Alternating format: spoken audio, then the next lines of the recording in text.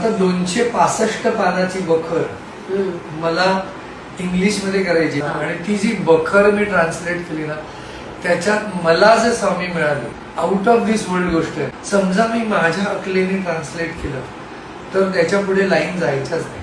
समजा मी 100व्या पानावर अडकलोय तर नंतरची 15 पानं इतक्या ओघाने लिहिली जायची. बखर मी विवेक वैद्यांना पाठवून दिली. एक दिवस वैद्यांचा फोन आला. मला म्हणाले, अरे तू मानधन किती घेणार आहेस? मला मानधन वगैरे काहीच नकोय.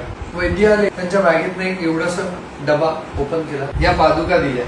अक्कलकोटला वटवृक्षाखाली जिथे स्वामींचे स्वामी बसायचे त्या वटवृक्षाच्या फांद्या दरवर्षी 2 वर्षांनी कधीतरी छाटतात, त्याच्या ह्या पादुका आहेत. त्याच्या पाठोपाठ हा स्वामींचा अक्कलकोटचा जिरेटोपणा. पाठोपाठ जर तुम्ही बघाल तर स्वामींच्या मागे पिवळी उशी आहे. मूळ जे देऊळ आहे त्याच्या बाजूला उजव्या हाताला शय्यागर आहे त्यांचा.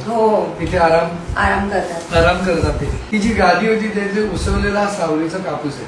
ही स्वामी अंगावर घ्यायचे. ही चादर त्यांचा उशीचं कव्हर मिळालं. ही एक चादर आहे जी गादीवर ते आच्छादायचे.